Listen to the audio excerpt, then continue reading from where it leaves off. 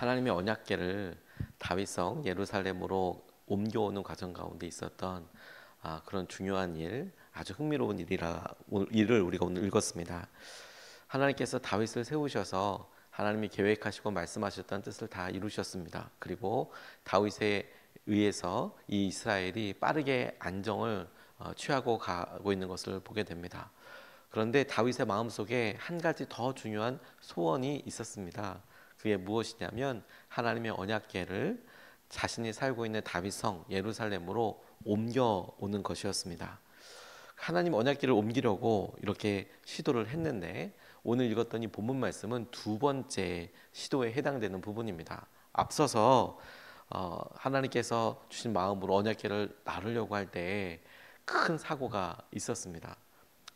하나님을 위해서 소위 그들이 마음으로는 하나님을 위해서 한다고 수레를 만들고 화려하게 꾸미고 거기 언약궤를 놓고 이동하는 중에 소가 이렇게 날뛰면서 언약궤가 떨어지는 찰나에 우사라는 사람이 그것을 잡았고 그로 인하여서 그가 죽게 됐습니다.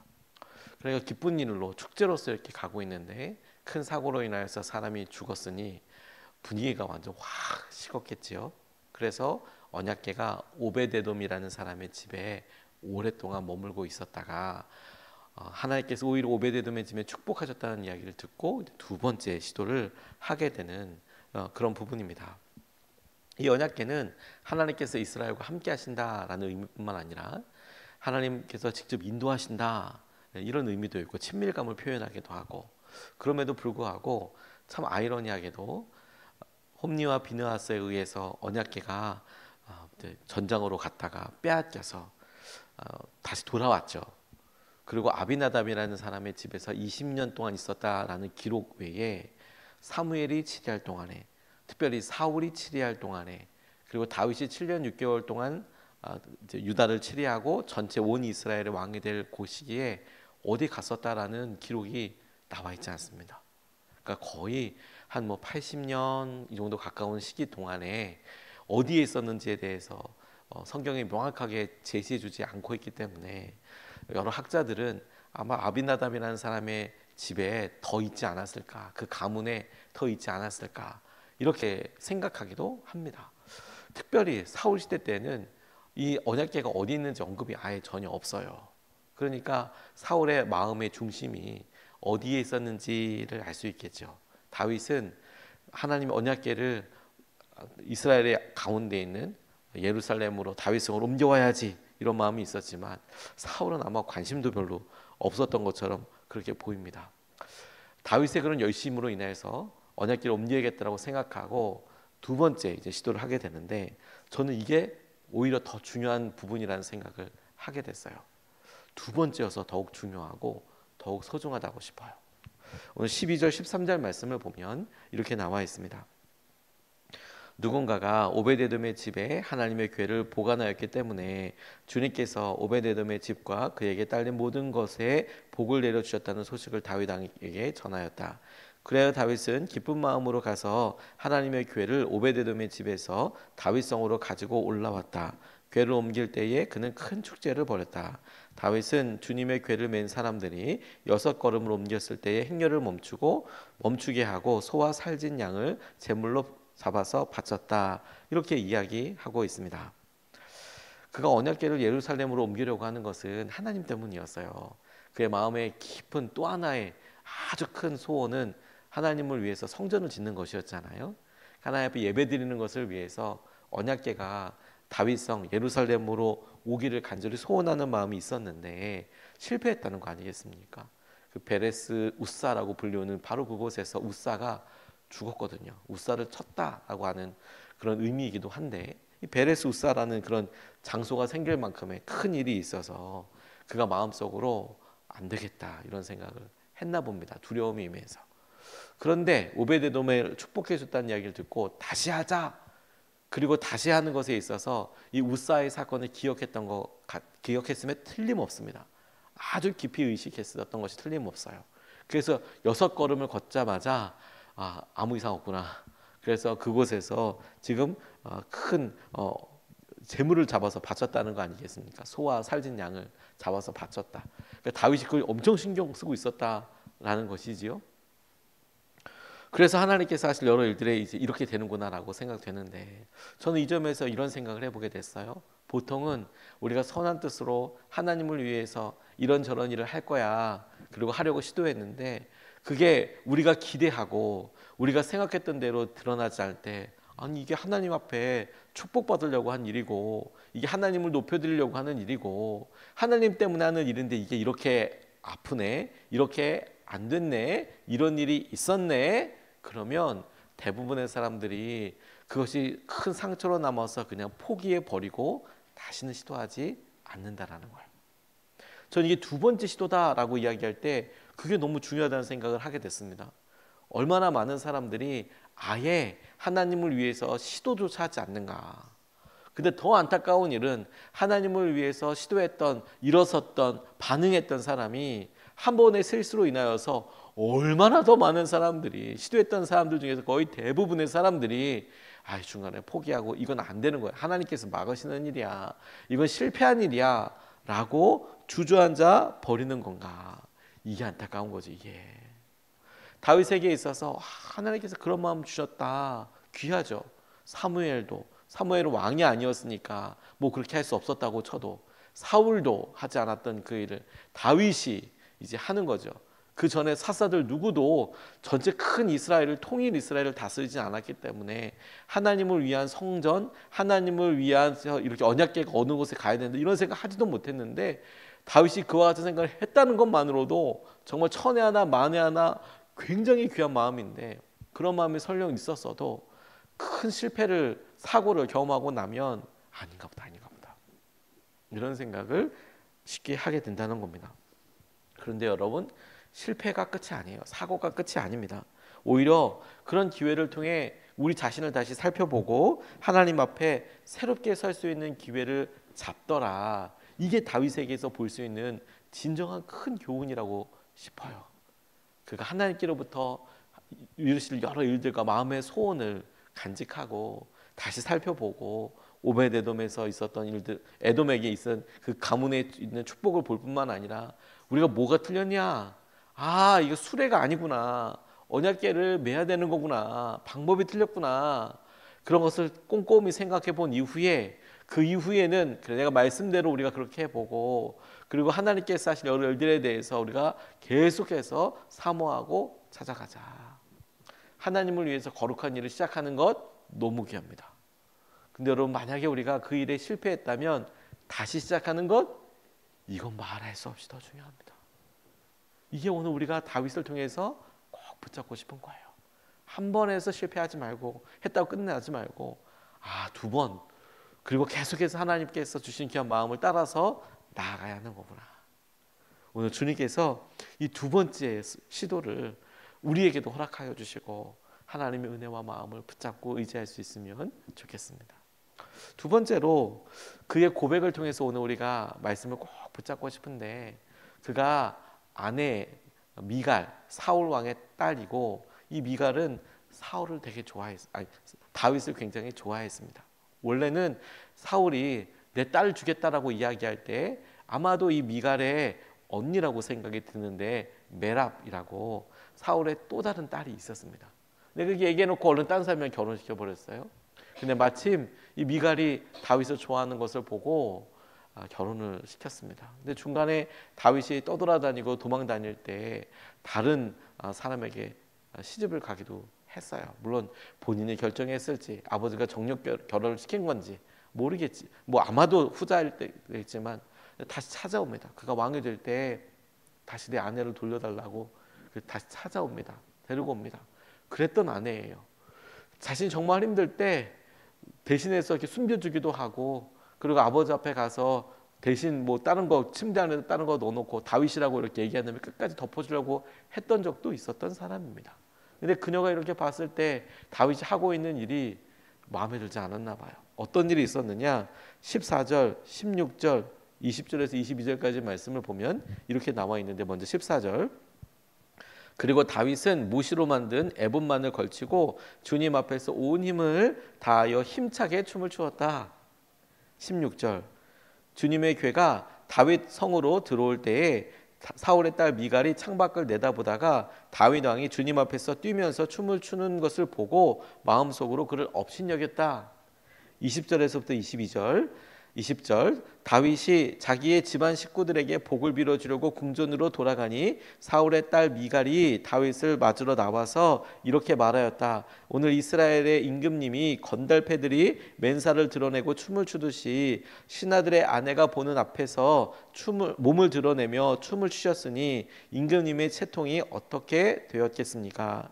다윗이 미갈에게 대답하였다. 그렇소, 내가 주님 앞에서 그렇게 춤을 추었소. 주님께서는 그대의 아버지와 그의 온 집안이 있는데도 그들을 마다하시고 나를 뽑으셔서 주님의 백성 이스라엘을 다스리도록 통치자로 세워주셨소.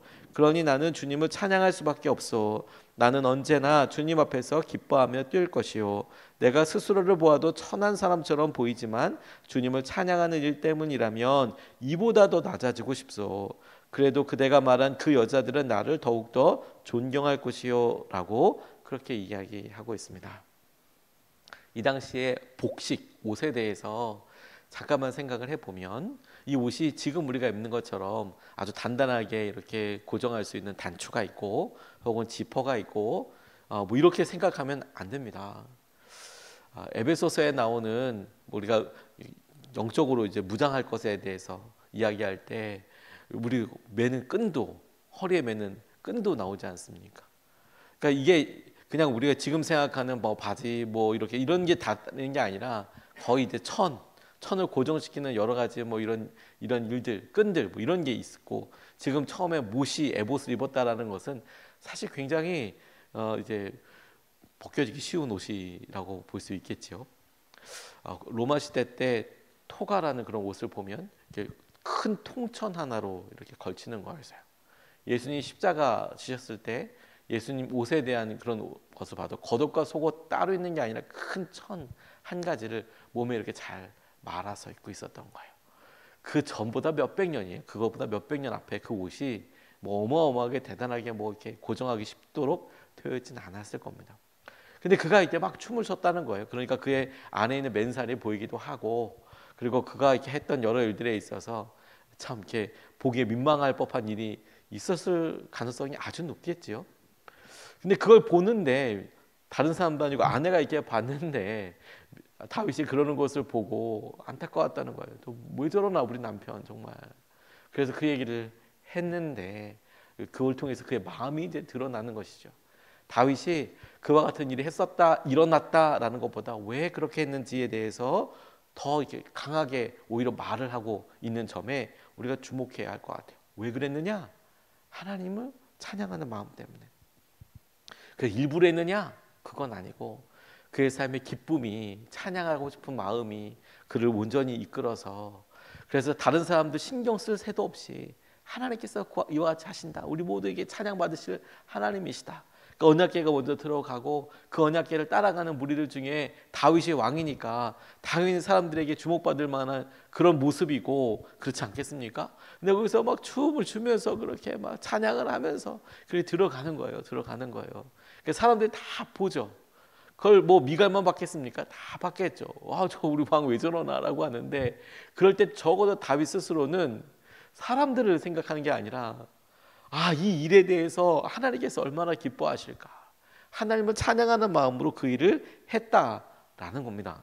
그래서 6발자국 뛴 다음에 하나님 앞에 제물을 드리고 그 다음에 놓기로 한 그곳에 이 언약궤를 모시려고 했던 그곳에까지 갖다 놓고 그다음에 백성들을 다 축복하고 선물 나눠주고 그다음에 이제 집으로 돌아가서 이제 우리 집 애도 축복하고 그래야지. 그리고 들어갔다가 이런 대화를 하는 장면에서 그의 마음속에 드러나는 것이 무엇이냐면 진심으로 내가 만약에 이것이 주님 때문에 이렇게 한 일이고 그래서 주님께서 나 다른 사람들이 보기에 또 내가 보기에도 천한 사람처럼 보이지만 이 일이 주님을 찬양하는 일 때문에 있는 것이라면 나 이보다 더 낮아지고 싶다. 더 낮아져도 괜찮다. 주님 앞에서 더 낮아져도 나는 더 좋겠다. 저는 이 말씀 너무 와서 마음에 닿더라고요. 내가 이 일을 했는데 내 부족함이 드러났어요. 근데 이게 주님 앞에서라면 더 낮아져도 좋겠다. 여러분, 우리가 우리 삶에 하나님의 영광을 위해서 열심히 한다고 하지만 그 일이 오히려 우리의 개인적인 연약함이나 혹은 부주의함 때문에 이 연약함이 드러날 수 있고, 그리고 그 연약함에 대해서 우리가 다른 사람, 아주 우리를 정말 아껴주는 사람에 의해서 그거 그렇게 하면 안 돼, 이런 이야기를 당연히 들을 수 있죠. 그럼 여러분, 우리가 어떻게 합니까? 위축되고 포기하고 우리 스스로 자책하고 그러죠. 그런데 다윗은 그의 마음의 심중을 정확하게 이렇게 오히려 고백하며 이렇게 이야기하는데, 저는 이 말이 이렇게 들렸어요. 내가 주님 앞에서라면, 주님을 찬양하는 일이라면 그거보다 더 천하게 보여도 더 낮아지고 싶다. 그의 말을 통해서 느껴지는 마음은 뭐냐면, 내가 부족하고 어렵다고 하더라도 내가 하나님 앞에서 하나님을 위해서 한 이 일을 통해 하나님의 영광이 드러난다면 나는 낮아져도 상관없어요. 그걸 다시 한번 이렇게 적용하게 되더라고요. 때때로 제가 얼마나 부족한지 이렇게 깨닫게 되었을 때, 하나님, 제가 참 부족합니다. 목사이고 남편이고 아버지고 믿음으로 산다고 하지만 때때로 저만 알고 있는 연약함에 이렇게 마주할 때가 있습니다. 하나님, 이렇게도 부족합니다. 제가 이렇게 부족합니다. 다른 사람에게 보일 것도 없이 저 스스로 문득문득 지난 다음에 깨닫게 되는 그런 일들을 봐요. 마치 바지가 내려가 버린 것처럼, 마치 제 모습이, 연약함이 그냥 다 벌거벗긴 것처럼 다 드러나는 것처럼 안타깝고 막 힘들 때가 있어요.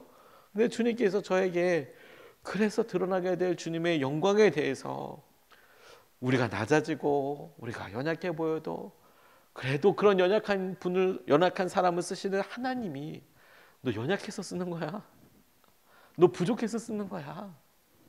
하나님께서 다윗을 쓰시는 이유가 뭔지 아세요? 그가 이렇게 연약한 사람이었어요. 근데 그 연약함의 이유가 뭔지 아세요? 하나님 때문이에요. 하나님 때문이에요.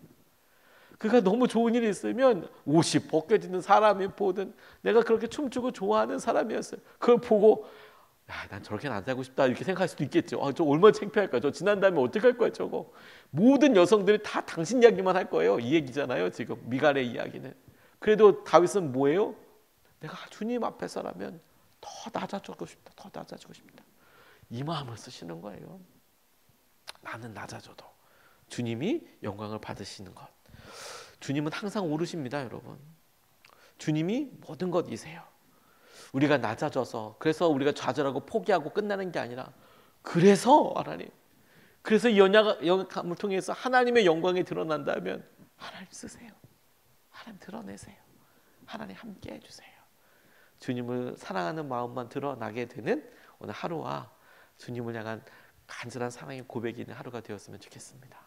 두 가지 말씀을 같이 나눴습니다. 첫 번째, 두 번째여서도 중요하다는 거예요. 첫 번째보다. 첫 번째도 너무 중요하지만 두 번째는 더 중요하다는 거예요. 더 귀하다. 그리고 두 번째, 주님 앞에서 더 낮아지고 싶어. 여러분, 혹시 여러분들이 개인적인 어려움과 낙담 때문에 나 왜 이러나, 다윗이 옷이 벗겨지고 사람들한테 드러난 것처럼 개인적인 수치와 연약함이 드러났다고 하더라도 주님을 찬양하는 일에 드러난다면 더 낮아지고 싶소라는 말처럼, 하나님, 제가 연약하고 부족하지만 저의 연약함을 주님의 영광을 통해 드러나는 그 일로 사용하여 주셔서 이 일로 무너지고 좌절하고 낙담하지 않고 오히려 하나님이 낮은 모습을 쓰시고 사용하여 주셔서 주님의 영광만 드러내는 통로가 되게 하여 주십시오. 여기서 붙잡고 두 번 나눠서 같이 기도하겠습니다. 첫 번째로, 다시 도전하고 시도하려는 새 마음을 허락하여 달라고 기도하겠습니다. 지금 다시 도전하고 다시 시도하려는 새 마음을 허락하여 주시옵소서. 우리가 첫 번째로 같이 함께 기도하시겠습니다.